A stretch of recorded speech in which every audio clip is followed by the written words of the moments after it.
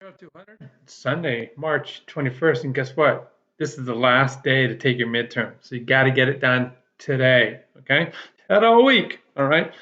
And if you are looking for some instruction on how to do the midterm, we've given out all kinds of hints down here. All right. So there's it's right here, midterm one. FAQs, okay, that was it was sent to you via email, and it's right here in the announcement section. There's a quick video down here, okay, that was sent out a while back, okay. You can access your archive discussions down here if you feel like it's necessary. This is the video on how to do CT2 and midterm one. Pretty straightforward stuff. And yeah, you guys are going to do just fine. And we come up here and we see right here, all right, so you access our midterms right here. That's midterm 2 right there. Here's midterm 1 right there. You click right there, all right, and it takes you to midterm. You click right here, and you're off and racing, okay, off to the races. And you can open up, the best thing you do is just, open multiple browsers and just, come in right in here. All right, and I'm going to go into GERO 200. Now I got GERO 200 open twice. Okay, so I can access the midterm right here and then do things I wanted here. And you can open up your browser 3 times if you wish. Okay, all right. All right, so that's the drill on that. So, and then the other thing, of course, is we do have CT2 coming up. All right, so we did CT1 right there, February 24th, and CT2 is March 31st. And we've given out instructional videos on that. It's in the announcement page. If you click right here in terms of CT2, you scroll down and there it is right there. Here's the instructions. Just follow the instructions. There's a rubric laid out here on the bottom. Tells you what, you're going to answer this question. You can copy this figure even if you wish. And then down here, parts 2 and 3, you're going to look at these 2 aspects of out-of-pocket expenses, which is the theme of the day in terms of healthcare coverage as you get older. And you're going to do 2 separate groups, okay? And you access the group as indicated right here. And as indicated right there, and you so that means you can have 1, 2, okay, 3, 4, and then if you wish, 5 graphs. Okay, all right, and this would be the 5th graph, which would be the first thing that you talk about. All right, so that's where we're at right there, guys. You guys are doing just fine. All right, so let's go into our weekly assignments. Okay, and like I said, this is should be very useful for all you guys that are business majors, econ majors, financial planners, because now we're going to get into what basically how you'll sit down your clients, and you're going to be setting up budgets, and you're going to set up budgets based on how old they are now. You can look at their projected lifespan, okay, based on family history, based on their current health conditions, what they see themselves doing over the next 5, 10, 20 years. And then you set them up. We're going to talk about setting them up in terms of putting forth their assets so that their assets will last as long as they live. Okay, and we're going to talk about risk and investment and those type of strategies. Okay, all right, cool. Alrighty, so we discussed caregiving. That is in terms of your GDP of the household. That is an expense, all right? That is going out, not an expense coming in. Okay, we talked about the implications, and now we're going to kind of globally. All right. Remember, we looked at a lot of these countries that achieved a larger age population early on, and they kind of made the mistake of having this socialized commitment for defined benefit, and now they are hamstrung by this and they're having to pay for it. Okay, and so we're going to see in our country we've made this move to encouraging you to save on your own, and that's called a defined contribution that we're going to get into this week and next week. Okay, and that's what this is going to be all about right here, toward retirement planning. That's the nuts and bolts of it. So let's look at the landscape, and that's what this week's all about, is just kind of checking out the landscape of our population here in the United States, and how well prepared people are, and what you need to do to educate them. Okay, and then the second part is right in here is all about Social Security and healthcare costs. Okay, covered a lot by Medicare. But there's still these out-of-pocket medical expenses, and um, and how they significantly impact those people that are the lower wage earners that have less um, assets to rely upon later on in life. And so this is what we're going to be asking you to deal with in this section of the discussion. Okay, and we also want you to educate yourself a little bit about Social Security, because this is something you're going to be telling your clients as well about how Social Security works. Okay, and the importance of working as long as you can, okay, and not accessing Social Security at say age 62, and the enormous benefits of waiting until 70 or 72 years of life. All right, very cool. So that's what that's all about. So here, what you do is just go into this and just see section 3. This is a really, really cool study. It is complicated, but you just kind of read it for pleasure as best you can. Okay, I'm going to zoom up here so I'm a little bit bigger and see what's going on here. All right, very cool. Okay, so this is the Health and Retirement Study. So you'll see HRS as an acronym. This particular article loves using acronyms, sadly, a lot. Okay, all right. And there's really a lot for you to look at here in terms of what has gone down in terms of my generation. And this is really, I'm 64. Okay, so and a few, there's other parts of the cohort that are younger than me. Are we adequately prepared for retirement? And then obviously. We see that there are more and more people that are living into their 80s, more people live into their 90s, and more centenarians. Do their assets, adequately prepare them to live a happy, successful retirement life, or are they in trouble? Okay, in terms of really spreading out their assets across, say, potentially a 25, 30-year period. All right. That's what the issue is with this, with respect to this article. All right. So health and retirement study, and it's a balance. Your health, as we know, we've been hammering on this. If you have poor health, it is a significant burden on you in terms of you can't work. Okay. Your caregiving costs are enormous, and then you have the direct out-of-pocket expenses. Okay.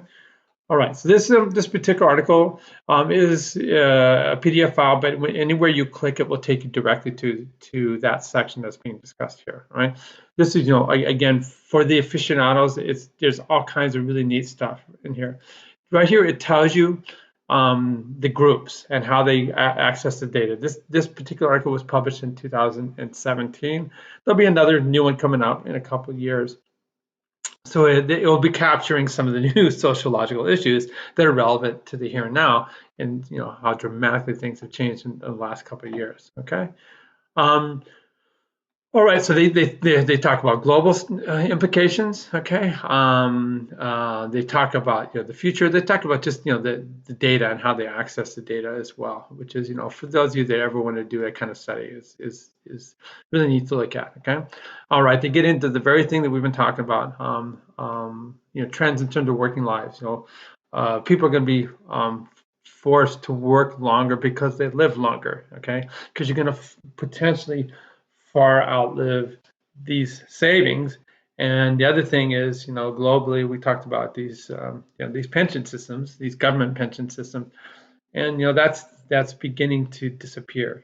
We have, if you are lucky enough to have a government job here, then you have a pension. Oftentimes, the pensions may not equate with, say, somebody that stays really well for a defined contribution. That's me just putting money into the stock market that we'll talk about later on. Okay, private corporations are really 86th pension system because it was costing it too much money. It was all great to recruit, and the reason you have these benefits of defined contribution pensions, it's a recruiting tool. You get the best people to work for your company because not only do I get a good salary, but hey, I'm gonna have this umbrella that is going to catch me, um, and then suddenly the corporations realize, people are living too long and we can't guarantee incomes for 35 years. Okay, so that's where they're going. Okay, so this is again discussed in this section as well. All right. Alrighty. Health insurance, Social Security. Okay. Retirement, what the consequences are. These are just for you. Here's some big ones: the aging brain. We got into caregiving and medical consequences is significant. It can be 80, 90 grand a year for a significant facility for a memory care unit. Okay. All right. This is what you're supposed to do right here. All right. Economic preparation for retirement. We're going to go through these two sections right here. That's what the whole basis of this section is all about. But I just want to show you this other stuff because I get so excited about it. Okay, so you can just click right here, and it'll take you right to that section of the article. So again, we're going to be looking. I'm going to blow it up again here because I want to see it better. All right, we're going to be looking at economic preparation for retirement. Okay, all right. So it kind of goes into the kind of reason for this particular study, this component of the study, and what they're doing here is they're looking across the board at my generation. It's the generation that if you guys were having to deal with it right here and now, are your parents, grandparents adequately prepared? Okay, and so and if not, maybe how you're going to have to contribute to the resources to their situation, but also to learn from their mistakes so that you don't go down that same pathway. Okay, all right. So they talk about Social Security, the employer provided either public. Okay, so that would be a city worker. You're a member of Congress. You're a fireman. You're a policeman.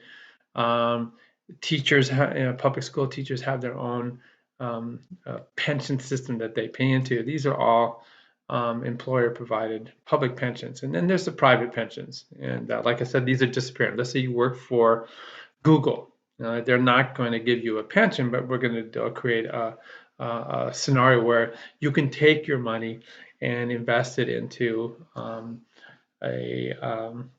mutual funds through an investment company like a Fidelity or a Vanguard, and then they may match it too, and that's an incentive to keep good people around. All right.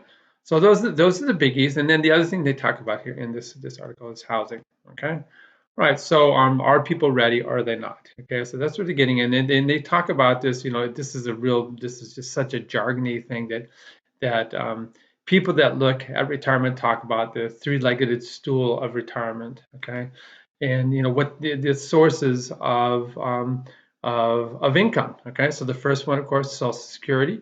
So if you are a low-wage earner and basically hand to mouth, you haven't been able to put money away, then you're very, very reliant on Social Security, and it's completely inadequate, as we've seen from the discussions lately and this section of the course. Especially when we look at out-of-pocket medical expenses. Okay, and then I was just talking about pensions. These are guaranteed paychecks every single month. Okay. Now the thing about the pension systems, oftentimes they are only to the person that was employed. There may not be a spousal benefit. It just depends on the company, and there may or may not be a benefit to surviving children if you die. Okay. The difference is with the private savings, okay, that we're going to hone in on. Of course, that all goes to and is just distributed to the benefactors that you list. Okay, so if I were to die, Julia would get, everything that I have. My kids would also get it. Okay, alrighty. All right, so then when we get to looking at what's going on in terms of being adequately prepared, the goal is that you should have enough saved so that for the remainder of your life, I'm going to tone this down here, sorry, my friend Willie Lou, the remainder of your life, that you have 70% to 85% of replacement income. Okay, so you should save up enough millions of dollars so that if you're making 150 grand a year, that you'll still be able to funnel in 120 grand a year, something like that. Okay, all righty, cool. So that's what that's all about. All righty, scroll down here in the article.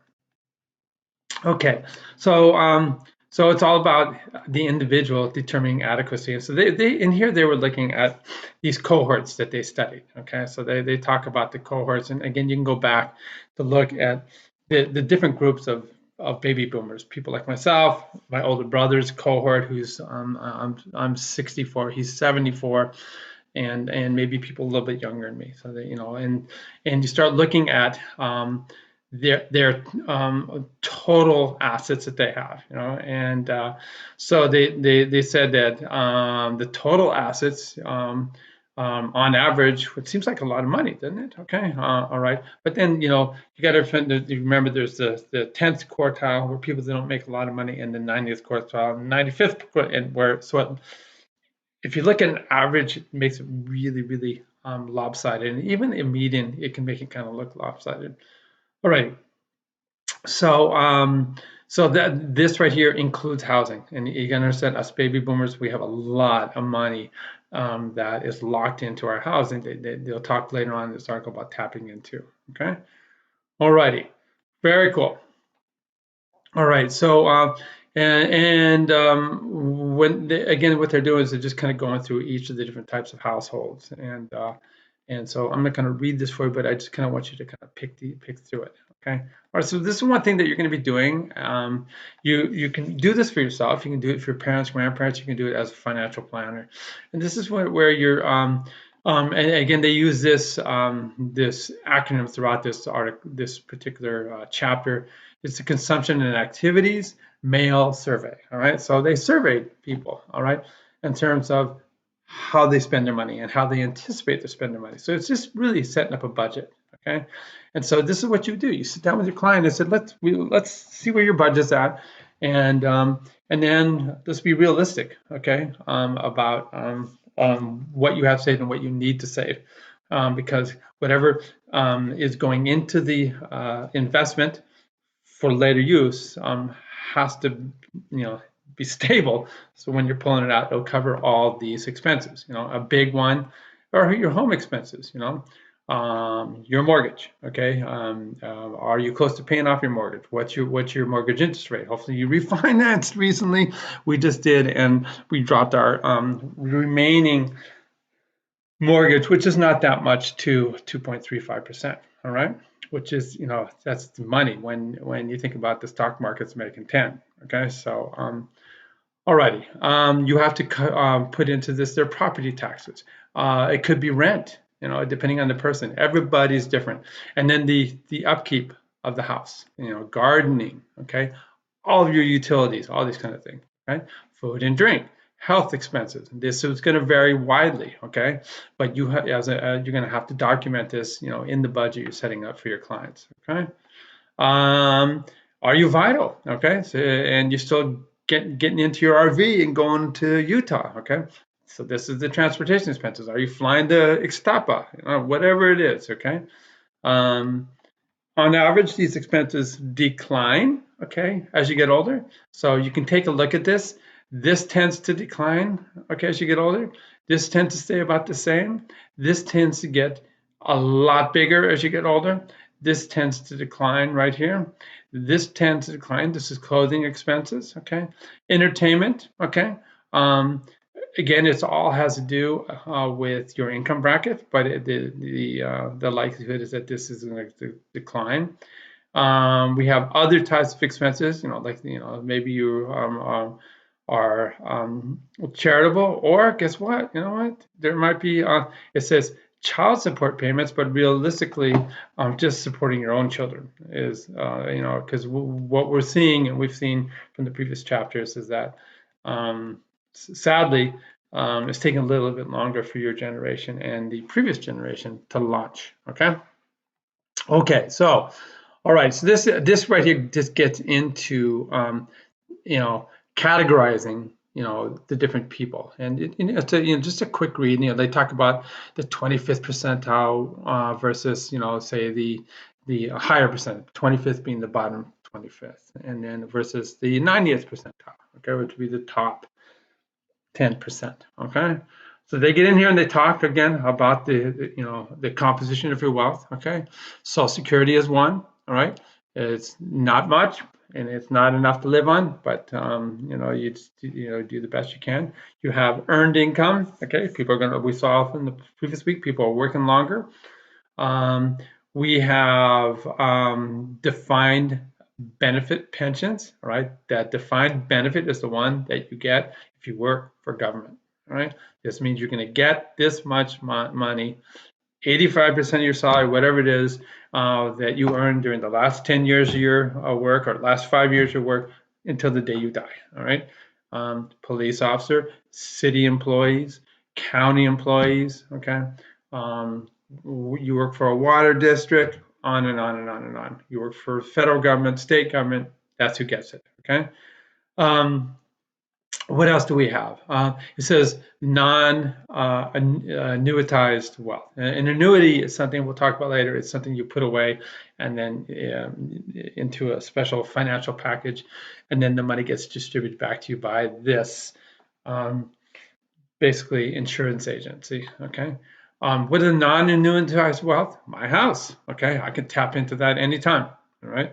So I have, $1 million in equity. That is something that if I need, I can funnel it off. Okay. We'll talk later on about how we do that. You can do it through what's called a home equity line of credit. So I can go to USC Credit Union, say, hey, I need 60 grand, and they will leverage that loan against the value of my house. Okay. Or you can set up a monthly payment. Okay, it's called a reverse mortgage. All right, and basically, it just what that means is when you sell your house, you got to pay back the bank for the loans. Okay, and whatever's left behind, then that's what my kids get. All right. Okay. My financial assets, these are all in my 403B. Okay, this is my a form of retirement income, a defined contribution. I've been putting money into it for years. USC matches it. It's a small percent. I put 5% of my salary in, and USC had matched it for years 2-to-1, which was awesome. Okay. And then you have not only your own house, but if you're lucky enough, you might have some other real estate. So these are all the assets you're going to put into the equation, and then you just kind of show your client, okay, your expenses, your assets. Let's see how if we spend at this rate, let's see what it looks like. You may never have to tap into your household wealth, so that's really cool. Again, this is looking at the groups right here. So we see that the lower 10th percentile of the group that they studied had a total assets of about 141,000, whereas the top 10% had about 2 million. Okay, and that's kind of the distribution that's out there in terms of the U.S.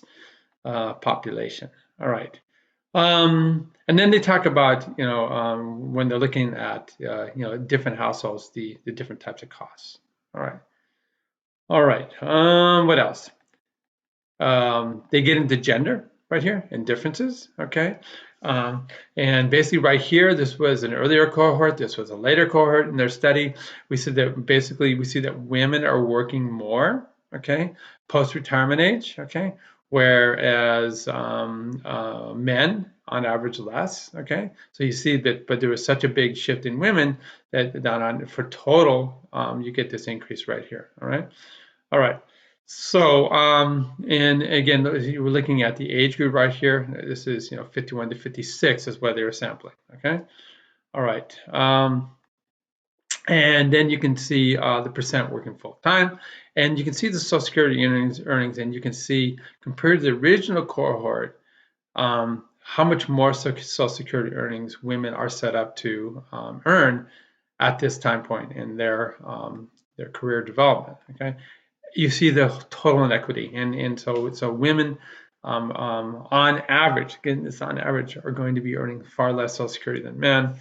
and this is really enhanced the difference socioeconomically when we look at different races across our country. Okay, all right, cool, and that goes a little bit more into the gender studies and stuff like that. All right.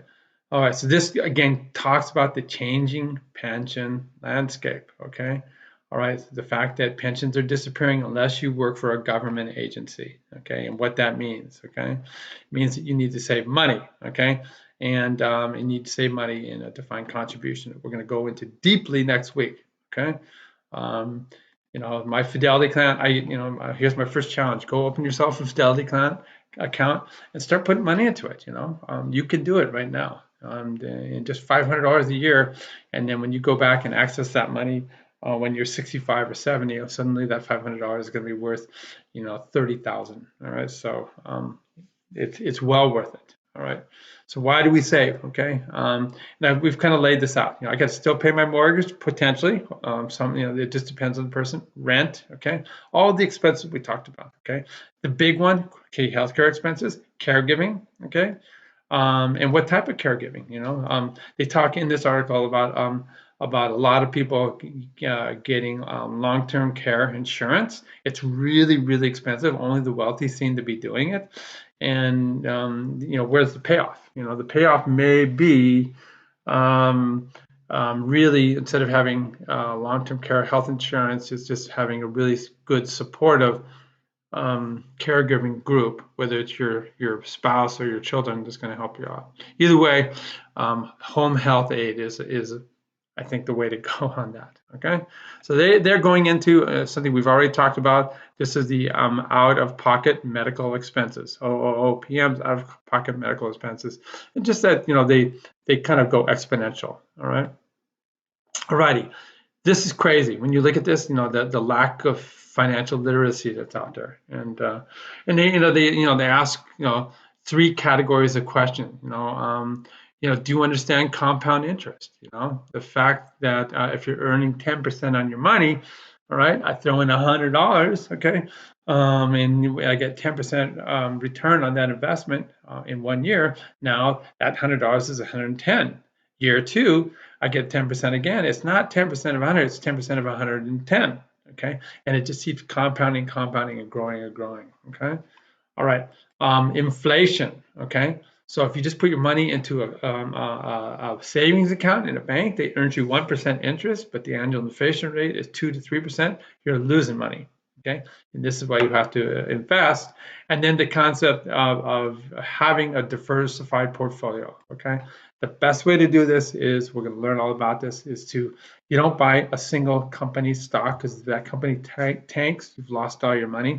So you do use these investment strategies in where you basically put your money into a Fidelity, a MetLife, a Vanguard account, and they have what are called mutual funds, index funds, where you put it into a category that has 10,000 companies. So one company does better, one company is shitty, but on average, you're going to make 10% on your return. That's how you diversify right there, okay?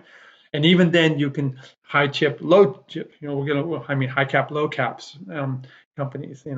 So you can, even within those mutual funds, you can assign your risk as you get older. Right now, I'm getting older, so my risk aversion is becoming greater. So I'm starting to not go into these little startups. Okay, that kind of stuff. Alrighty. Your housing portfolio, all that kind of stuff. Again, depends on your ability to take risk and do you want to as you get older. All right. So again, this is goes through this whole question of being financially sophisticated in terms of your investment decision making. And so this is something that you guys are going to be. You guys are young. You can read this stuff and you can capture it. Okay. All right. Who saves? Okay.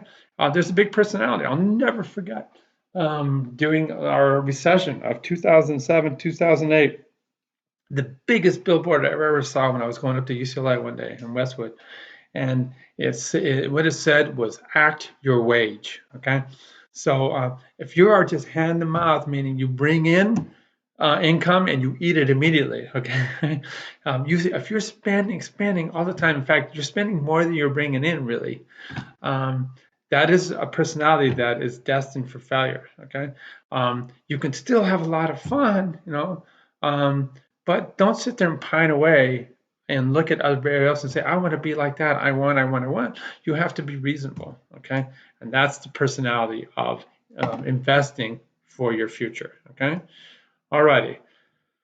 Um, when you look for a company, make sure you understand their investment incentives. All right. Do they have a matching 401k, 403b program? Super important, all right, because that is just extra money on the table in terms of your hire. All right. What kind of health insurance plans do they offer up? All righty. So this is kind of the average numbers are a bit scary. Okay, like I said, most of the income that's wrapped up in retirees right now is their housing. Okay, we see that we're looking at the percentage of the entire sample they looked at and what how many of them had any form of retirement, and you see less than 35% of our country has anything. Okay, and you see the drop in the defined benefit. That is, only government programs are offering those now. So you see the defined benefits going down, down, down, down.